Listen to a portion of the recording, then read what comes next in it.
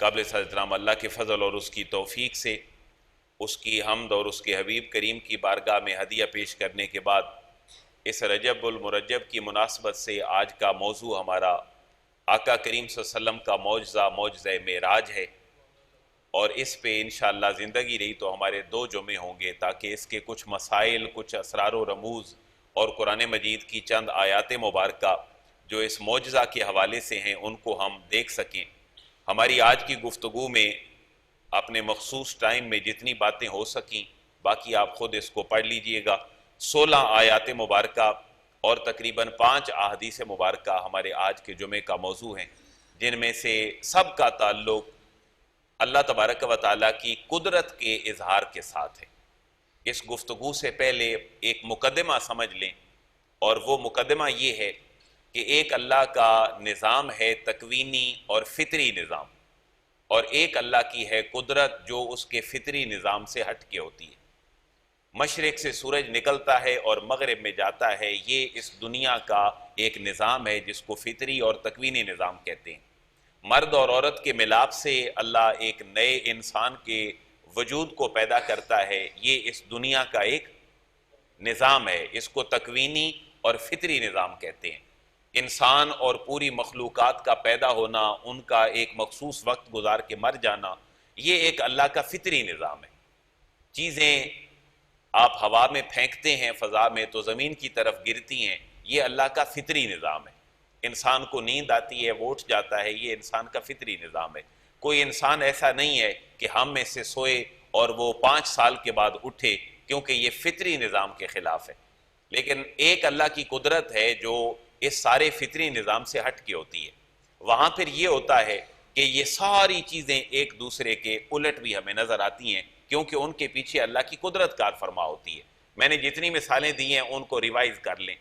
میں نے یہ مثال عرض کی کہ ایک مرد اور عورت کے ملاپ سے ایک نیا انسان جو ہے وہ دنیا میں آتا ہے، یہ اللہ کی کیا تھی؟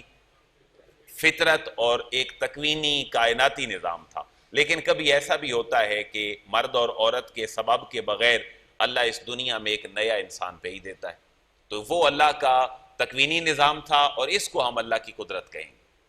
جیسے حضرت آدم علیہ السلام بغیر ماں اور بغیر باپ کے مٹی سے پیدا ہوئے، یہ اللہ کی کیا ہے؟ قدرت ہے۔ حضرت عیسیٰ علیہ السلام بغیر باپ کے پیدا ہوئے، یہ بھی اللہ کی قدرت ہے۔ انسان سو کے اٹھ جاتا ہے اور اس کی نیند بھی مخصوص ٹائم کے لیے ہوتی ہے۔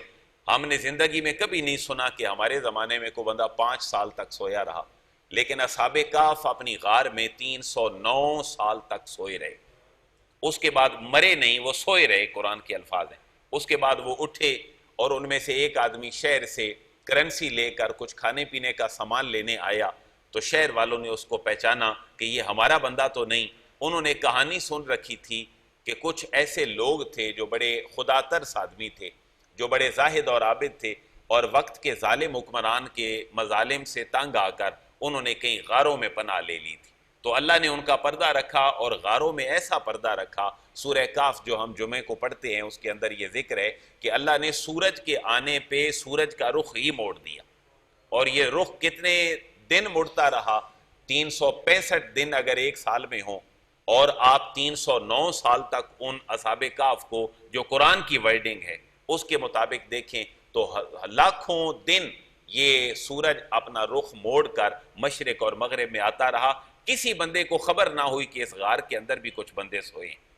یہ کیا ہے؟ اللہ کی قدرت ہے۔ اب یہ سمجھ لیں کہ معجزہ معراج کیا تکوینی نظام کے تحت ہوا یا اللہ کی قدرت کے ساتھ ہوا؟ یہ اللہ تبارک و تعالیٰ کی قدرت تھی۔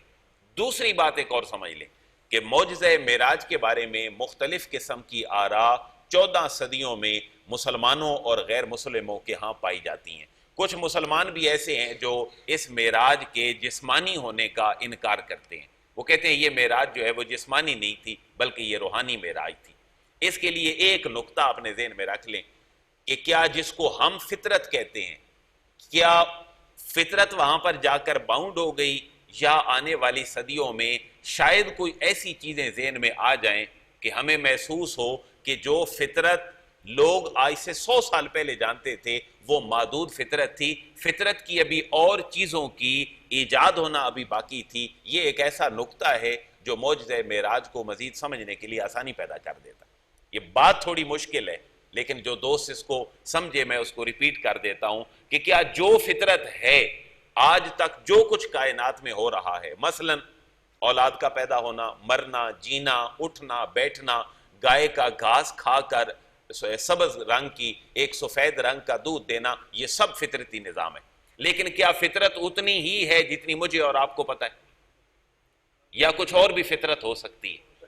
آپ اگر دنیا کی ایجادات پہ جائیں تو معلوم دنیا آج سے پہلے، آپ کہہ سکتے ہیں امریکہ کے بھی دریافت ہونے سے پہلے کتنے سارے بر اعظم تھی؟ 3 بر اعظم پہ مسلمانوں کی حکمرانی تھی، اور پھر اس سے بھی پہلے جائیں تو لوگوں کو دنیا کتنی پتہ تھی؟ ہم سورہ کہف میں پڑھتے ہیں کہ اللہ نے ایک شخص پیدا کیا جس کا نام ذوالقرنین تھا، اور ذوالقرنین اپنے فلسطین اور سرزمین انبیاء اور یہ جو مرکز تھا اس کا، جہاں وہ ایرانی نسل تھا اور ایران میں رہتا تھا، وہاں سے وہ سیدھا گیا مغرب میں، اور وہاں سے پھر سیدھا آیا وہ مشرق میں، وہاں سے پھر گیا وہ شمال میں۔ اس نے وہاں پر 3 الگ الگ قومیں دیکھی۔ اس نے ایک قوم مغرب کے انتہا پہ دیکھی، ایک قوم مشرق کے انتہا پہ دیکھی، اور ایک قوم اس نے مشرق کے شمال میں انتہا پہ دیکھی۔ تیسری جو قوم ہے اس کو یاجوج ماجوج کہتے ہیں۔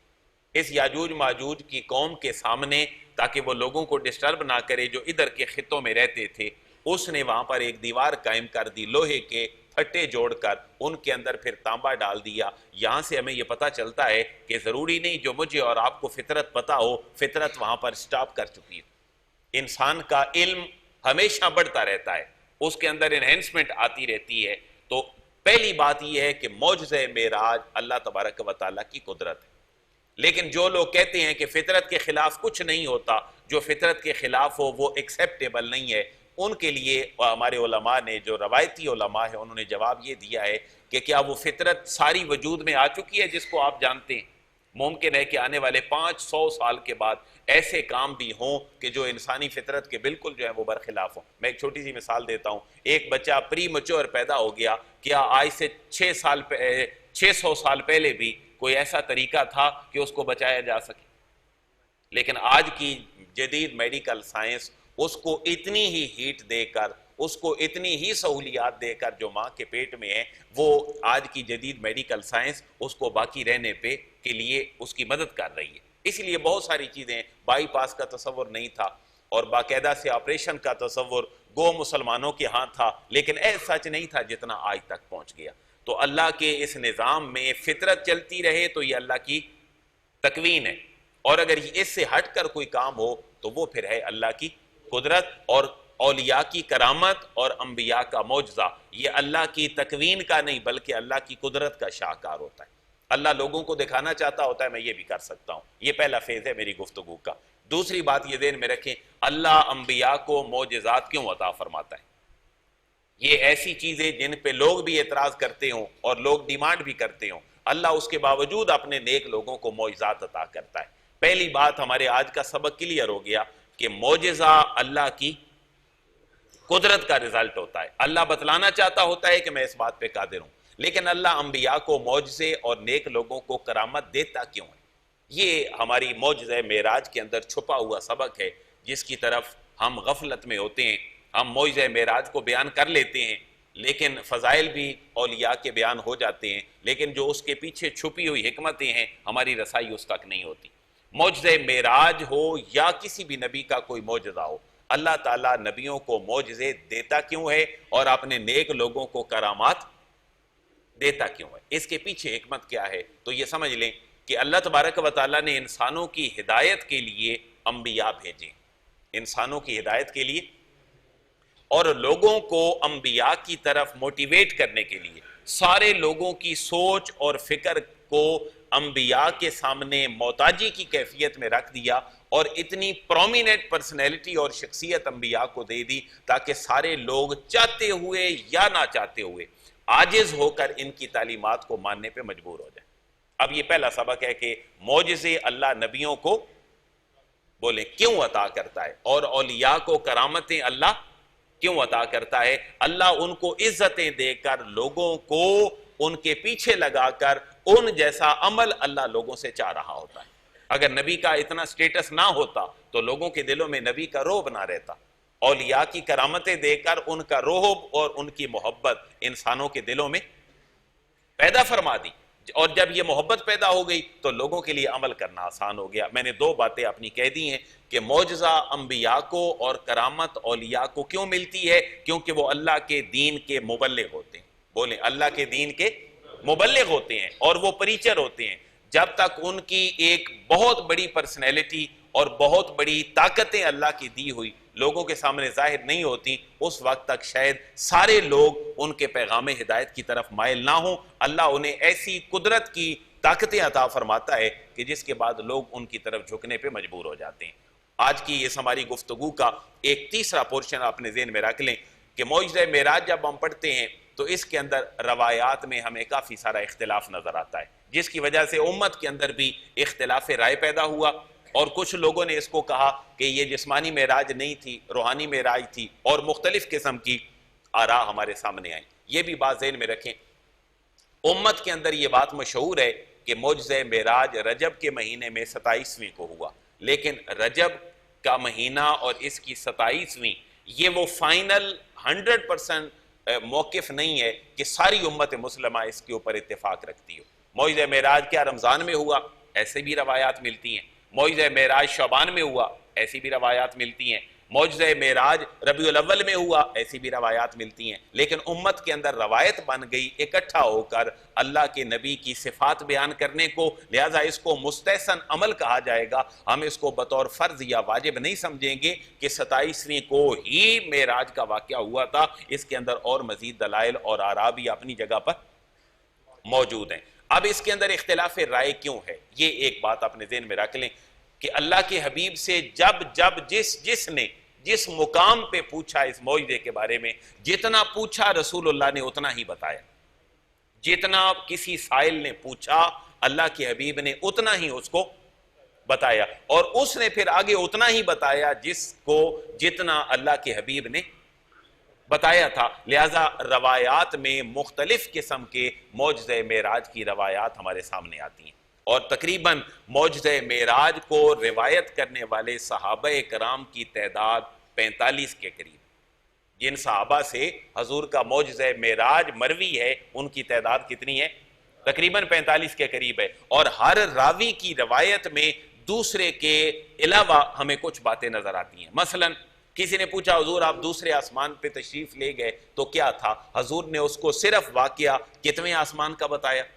دوسرے آسمان کا. کسی نے اگر پوچھا حضور آپ تشریف فرما کدھر تھے؟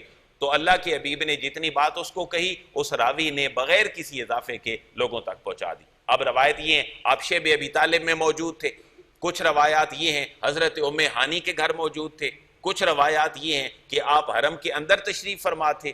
کچھ روایات اور قسم کی ہیں. لیکن ان سارے آراء کو اگر جمع کر کے دیکھیں تو سرکار دو عالم کی یہ ساری روایات سائل کے سوال کے جواب کے مطابق ہمیں نظر آتی ہیں، اور رسول اللہ نے جتنا فرمایا اتنا ہی مزید اس کو آگے بیان کر دیا گیا. لیکن ایک بات بڑی طے ہے کہ یہ جو معجزہ معراج ہے یہ حضور کے اعلان نبوت کے بعد کی 23 سالہ زندگی میں 13 سالہ مکی اور 10 سالہ جو مدنی پیریڈ ہے اس میں مدینہ ہجرت کرنے سے پہلے اللہ نے اپنے حبیب کو یہ معجزہ عطا فرمائے.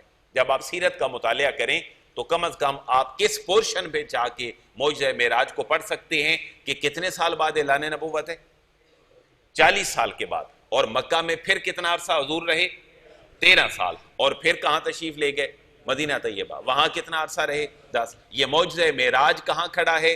اعلان نبوت کے 10 سال کے بعد، منیمم 10 سال کے بعد 11ویں سال، 12ویں سال یا 13ویں سال.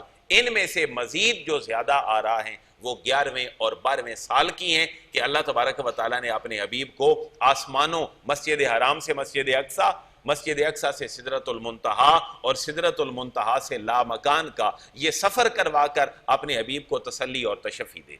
اس کے اسباب میں سے ایک سبب مطالعہ کے لیے اپنے ذہن میں رکھ لیں کہ حضور کا جو مکی پیریڈ تھا وہ بڑی مشکلات والا تھا. آپ حرم میں سجدہ کرنے کے لیے تشریف لے گئے تو بڑی مشہور روایت ہے کہ ابو جہل اور عقبہ بن ابی معیط کی مشاورت سے حضور کے اوپر کیا ڈال دی گئی حرم میں؟ ہوجری ڈال دی گئی، یہ مشکلات ہیں۔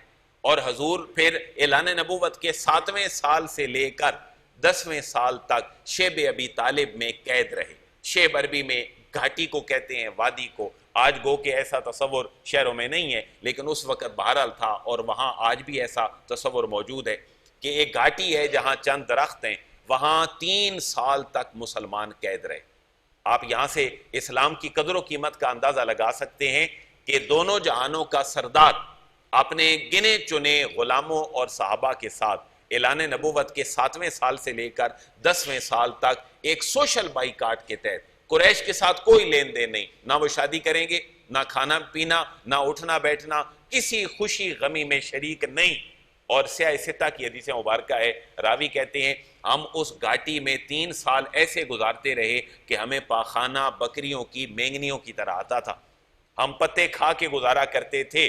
یہ اس دین کی بات ہے کہ جو دین آقا کریم صلی اللہ علیہ وسلم میرے اور آپ کی رہنمائی کے لیے اور ہمارے اوپر احسان کرنے کے لیے ہمارے پاس لے کر آئے۔ یہ جو اتنی بڑی مشکلات ہیں، اما خدیجہ دنیا سے چلی گئی، جناب ابو طالب کا سہارا ختم ہو گیا۔ میں نے 4 مشکلات عرض کر دیں معراج سے پہلے۔ نمبر 1، حرم میں عبادت کے دوران آپ کو تنگ کیا جانا، اما خدیجہ کا وصال ہو جانا، حضرت ابو طالب کا دنیا سے تشریف لے جانا، اور 8، 9 اور 10 نبوی یعنی اعلان نبوت کے 7 سال کے بعد 8، 9 اور 10 3 سالوں میں ایک پریشانی کی کیفیت میں رہنا۔ یہ 4 پریشانیوں جیسی لاتعداد پریشانیاں آقا کریم صلی اللہ علیہ وسلم کو فیس کرنی پڑی۔ اس کے بعد اللہ تبارک و تعالیٰ نے اپنے حبیب کو اپنے پاس بلا کر آپ کے سارے غموں کو دور کرنے کا سوچا۔ محبوب یہاں تکلیف ملتی ہیں، آئیں میں آپ کو تسلی دے دیتا ہوں، آئیں میں آپ کو تشفی دے دیتا ہوں۔ پھر آقا کریم صلی اللہ علیہ وسلم کو اللہ تبارک و تعالیٰ نے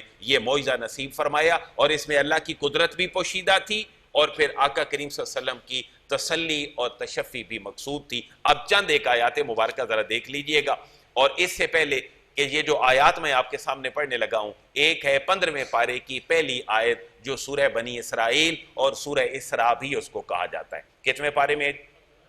میں اس لیے عرض کر رہا ہوں کہ آپ کو مل بھی جائے گی، لیکن آپ نے اس کو پڑھنا بھی ہے، اور اپنے بچوں تک اور گھروں تک یہ قرآن کا پیغام پہنچانا ہے کہ حضور کا یہ معجزہ کہاں موجود ہے۔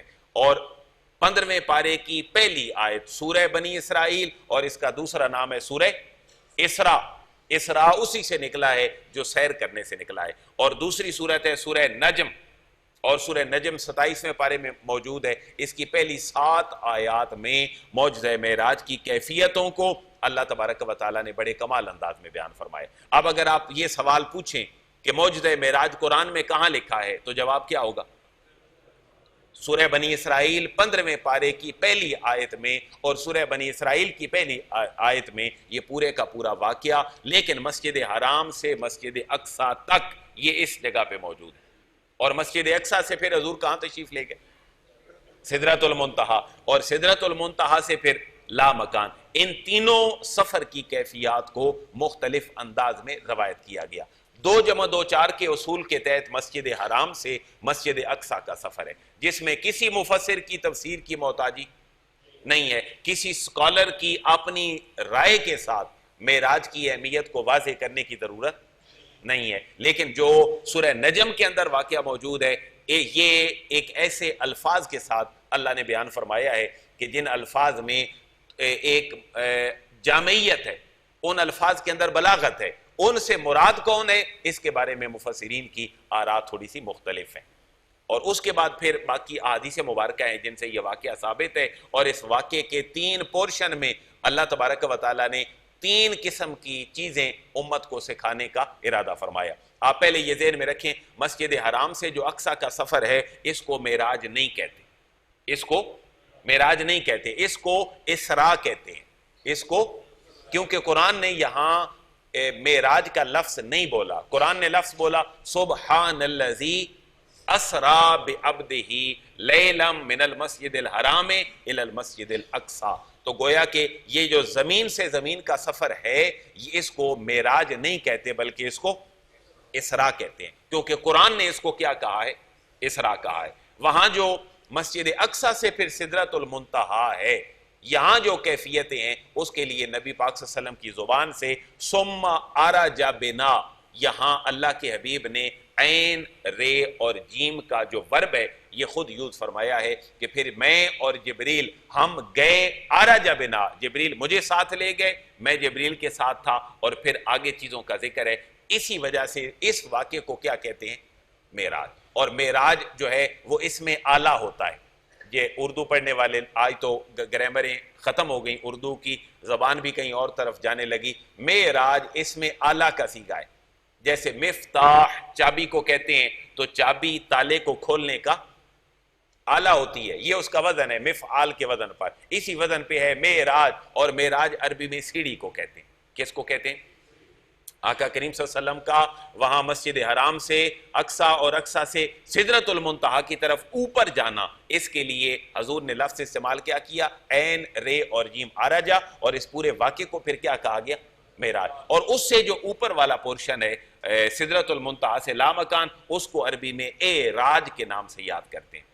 الف عین رے الف را اور جیم اعراج۔ تو سفر کے کتنے پورشن ہو گئے؟ 3۔ نمبر 1 اسراء، مسجد حرام سے مسجد اقصی، اس کا تذکرہ کدھر ہے؟ سورہ بنی اسرائیل اور اس کی پہلی آیت کے اندر ہے۔ اس کے بعد دوسرا تذکرہ ہے معراج، اور وہ ہے مسجد اقصی سے سدرۃ المنتہا، اور تیسرا پورشن ہے اعراج، اور وہ ہے سدرۃ المنتہا سے لامکان۔ لامکان کا معنی یہ ہے کہ وہ اللہ جانتا ہے اور اس کے حبیب جانتے ہیں کہ وہاں پر مشاہدات کی کیفیت کیا تھی۔ اب یہاں پر ایک دو باتیں اور بڑی ایمان افروز ہیں کہ یہ جو سفر معراج ہے اس کا آغاز مکے سے ہو کر مسجد اقصی تک کیوں گیا؟ یہ واقعہ سمجھنے میں اور ایمان افروز باتیں ہمارے سامنے آئیں گی کہ مکہ سے یہ سفر شروع ہوا، اور زمین سے زمین کا سفر کہاں تک پہنچا؟ مسجد اقصی تک پہنچا۔ یہاں پر براق لایا گیا اگلے جمعے پہ، وہ بہت طویل حدیث ہے، اس کو میں نے نکال لیا ہے، کمپوز بھی وہ ہو گئی ہے، انشاءاللہ اگلے جمعے پہ میں پوری ڈیٹیل کے ساتھ اس حدیث مبارکہ کو عرض کروں گا کہ ایک جانور لایا گیا، حضور فرماتے ہیں کہ جس کی نظر وہاں پڑتی تھی جہاں انسانی نگاہ پڑتی ہے، اس کا قدم اس مقام پہ پہنچتا تھا، اور پھر اس کے اوپر آقا کریم صلی اللہ علیہ وسلم سوار ہوئے اور پھر یہاں تشریف لائے۔ یہ جو کیفیت تھی زمین سے زمین کا سفر، اس سے پتہ چلتا ہے کہ حضور سب سے پہلے بشر ہے۔ حضور سب سے پہلے کیا ہے؟ بشر ہے، کیونکہ زمین سے زمین کا سفر کون کرتا ہے؟ بشر کرتا ہے، اور یہ ہے بشریت آقا کریم صلی اللہ علیہ وسلم، جس کو اللہ لوگوں کے سامنے رکھنا چاہتا ہے کہ میرا محبوب تمہارے اندر جب تشریف لایا ہے تو انسانوں کی ہدایت کا پیغام لے کر آیا ہے، اس لیے میرا محبوب کا پہلا سٹیٹس کیا ہے کہ میرا حبیب بشر، لیکن وہ میرے آپ جیسا بشر نہیں، وہ ایسے بشر ہیں کہ کائنات کی بشریت جہاں ختم ہوتی ہے اس سے کہیں آگے چل کے آقا کریم صلی اللہ علیہ وسلم کی بشریت شروع ہوتی ہے۔ ہم ایسا قیاس نہیں کر سکتے کہ جیسے ہم بشر ہیں ایسے ہی آقا کریم صلی اللہ تعالی علیہ وسلم بھی بشر ہیں۔ انسانیت، بشریت، انسانیت کی بلندیاں، اس کی معراج جہاں ختم ہوتی ہے اس سے کہیں آگے چل کے آقا کریم صلی اللہ علیہ وسلم کی بشریت شروع ہوتی ہے، کیونکہ وہ ایسے بشری لبادے میں تشریف لائے کہ جس بشری لبادے نے اس عام انسان کو عظمت انسانی عطا فرما دی، اور علامہ اقبال نے بھی اسی کی طرف اشارہ کیا ہے۔ تو پہلا سفر جو ہے یہ بشریت محمد مصطفیٰ ہے۔ اب ہمارے وہ احباب اور دوست اہل سنت اپنے ذہن میں رکھیں، حضور کا سب سے پہلا سٹیٹس کیا ہے؟ بشریت۔ اور پھر ہم یہ کہتے ہیں کہ تاریکی ختم ہوئی حضور کے آنے سے، اور حضور کے سراپا مبارکہ کا کوئی سایہ عام انسانوں کے سائے کی طرح نہیں تھا، یہ نورانیت محمد مصطفیٰ ہے، اور اس کی پھر جو ریفلیکشن ہے وہ ہمیں نظر آتی ہے سدرۃ المنتہا سے نیچے، مسجد اقصی سے سدرۃ المنتہا، کیونکہ یہ ٹریک کس کا تھا؟ سدرۃ بیری کا درخت ہے، منتہا انتہا سے نکلا ہے، اور سدرہ جو ہے یہ عربی زبان میں بیری کے درخت کو کہتے ہیں۔ یہ ٹھکانہ کس کا تھا؟ جبریل امین کا۔ یہ ٹھکانہ کس کا تھا؟ اس سے آگے جبریل امین کی حدود نہیں ہے، یہ آخری فائنل سٹیج ہے، کیونکہ اس کو کہتے ہیں کیا ہے؟ سدرۃ المنتہا، یہاں پر انتہا ہے جی، اس کے بعد مخلوق کا کوئی فرد اس سے اوپر نہیں جا سکتا۔ اللہ کا کلام آنا ہے، جبریل امین نے وہاں سے لانا ہے، اور سرزمین انبیاء فلسطین میں 1,24,000 انبیاء کو وہ پیغام پہنچا دینا ہے۔ میں عرض کیا کرتا ہوں اگر یہ جبریل امین کا آنا ہر نبی کے پاس ایک دفعہ بھی ہو تو کتنی دفعہ جبریل امین سدرۃ المنتہا سے مسجد اقصی آئے ہوں گے؟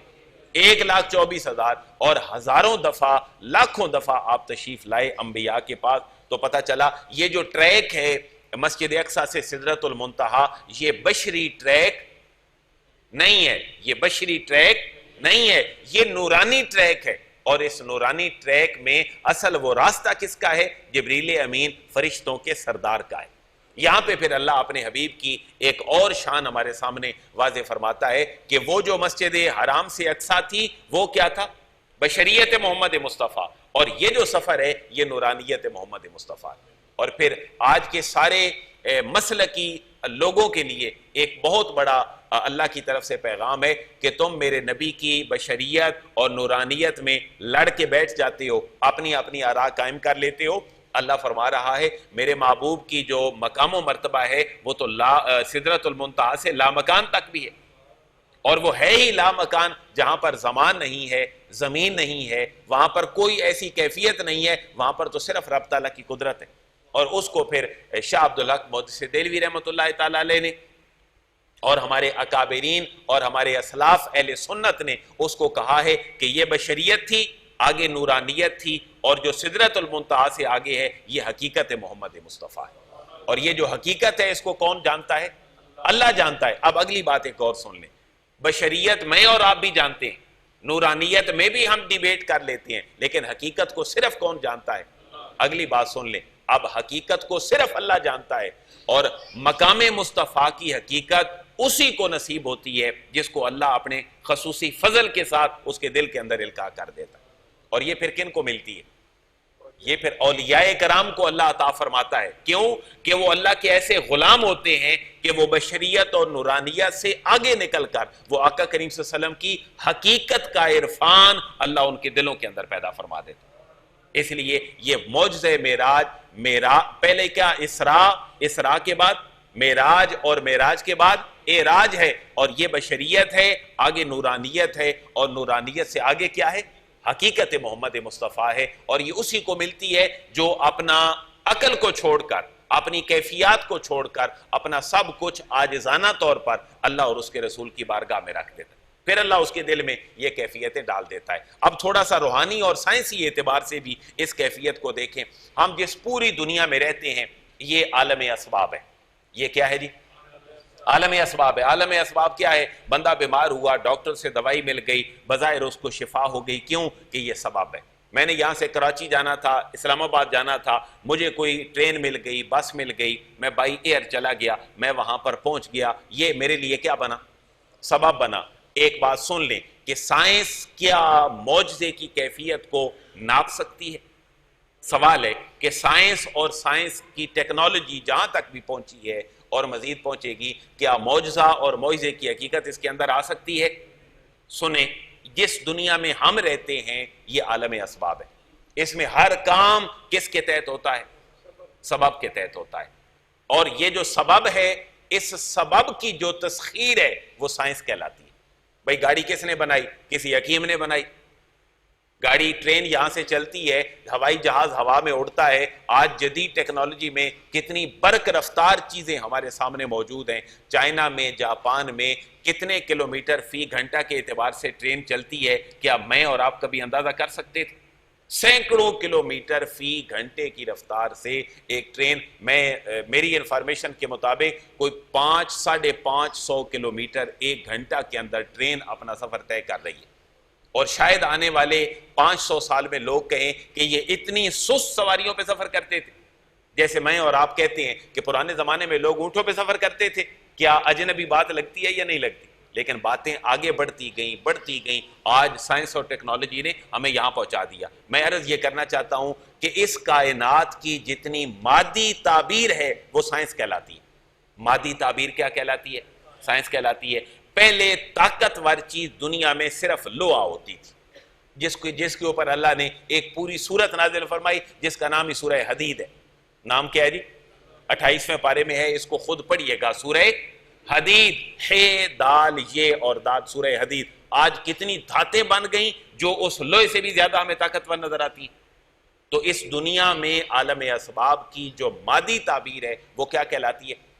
سائنس کہلاتی ہے. لیکن اس عالم اسباب میں اسباب سے ہٹ کر اگر ہم روحانی تعبیر کرتے ہیں تو پھر ہمیں یہ پتہ چلتا ہے کہ اللہ تبارک و تعالیٰ اپنے نبیوں کو اور اپنے ولیوں کو معجزے اور کرامات اسباب سے ہٹ کر عطا فرماتا ہے۔ ایک مثال اور ذہن میں لے آئیں، مزید ذہن تھوڑا سا کھل جائے گا، کہ حضرت سلیمان علیہ السلام کہتے ہیں کہ میری بارگاہ میں ملکہ بلقیس کا تخت کون لائے گا؟ وہ جو ڈسٹینس ہے وہ ہمیں کتابی باتیں اور آج کی گوگل کی باتیں کہتی ہیں کہ وہ تقریباً 900 میل کی مسافت تھی۔ کتنے میل کی؟ آج تک بھی کوئی ایسی ٹیکنالوجی نہیں آئی جو 900 میل سے فزیکل اپنی وجود کے ساتھ کسی چیز کو اٹھا کے آپ کے پاس رکھ دے، اور کتنی دیر میں رکھ دے۔ قرآن کہہ رہا ہے یوں آنکھ بند کی اور جب آنکھ کھولی تو تخت حضرت سلیمان کی بارگاہ میں موجود۔ اس کو کیا سائنسی تعبیر کہیں گے؟ یہ سائنسی تعبیر نہیں ہو سکتی، یہ عالم اسباب کی روحانی تعبیر ہے جو اللہ اپنی قدرت کے ساتھ اپنے نیک بندوں کو عطا فرما دیتا۔ اب معجزہ معراج دیکھیں، اللہ نے اپنے حبیب کو عطا فرمایا، جتنے سوال ذہنوں میں اٹھ سکتے تھے اللہ نے ایک آیت کے اندر سب کا جواب دے دیا۔ ذرا تھوڑا سا مینٹلی طور پر میرے ساتھ چلیے گا۔ سبحان الذی اسرا، بھائی سفر کس نے کرایا؟ پہلا سوال، بھائی اتنا بڑا سفر ہوا، مسجد حرام سے اقصی، سدرۃ المنتہا، لامکان، واپس تشریف لائے، ابھی کنڈی ہل رہی ہے، پانی چل رہا ہے، بستر گرم ہے، یہ کس نے کروایا جی سفر؟ جواب سبحان الذی اسرا، بھائی وہ برکت والی ذات ہے جس نے سفر کروایا ہے اپنے بندے کو، یہ کسی عام بندے کا سفر نہیں ہے۔ اچھا جی کس کو کرایا؟ بے عبدہی، آگے لفظ کیا بول دیا؟ بے عبدہی، پہلے کروانے والے کا تذکرہ، پھر سفر کرنے والے کا تذکرہ۔ 7 سوال ممکنہ کسی انسانی ذہن میں پیدا ہو سکتے ہیں، بھائی سفر کس نے کرایا؟ سفر کس کو کرایا؟ سفر کہاں سے کرایا؟ سفر کہاں تک کرایا؟ کب کرایا؟ کتنی دیر میں کروایا؟ کیوں کروایا؟ کتنے سوال بنے؟ 7۔ ذرا دوبارہ ان کو سن لیں۔ سفر کس نے کرایا؟ سفر کس کو کرایا؟ سفر کہاں سے کرایا؟ سفر کہاں تک کرایا؟ اور کس وقت کروایا؟ کتنے وقت میں کروایا؟ اور کیوں کروایا؟ یہ 7 سوال ہیں جو کسی بھی انسانی ذہن میں پیدا ہو سکتے ہیں، اور اس ایک آیت کے اندر اللہ نے 7 سوالوں کے جوابات دے دی۔ یہاں سے ایک علمی نقطہ بھی پتہ چلتا ہے کہ ایک سوال کے ممکنہ جو کویسچن ریز ہوتے ہیں سوال پہ، وہ قرآن کی ہسٹری کہہ رہی ہے وہ زیادہ سے زیادہ 7 سوال ہیں جو فطرت انسانی کے اندر پیدا ہو سکتے ہیں۔ اب سب کا جواب، پہلا سوال کیا تھا؟ سیر کس نے کروائی؟ اللہ نے جواب کیا دیا؟ سبحان الذی اسرا، وہ پاک ذات نے کروائی، کہ تم اپنے ذہن میں جتنا بھی نقص لاؤ کہ یہ نہیں ہو سکتا، اس ذات نے کروائی ہے جو ہے ہی کون؟ سبحان ہے۔ اچھا جی کس کو کروائی؟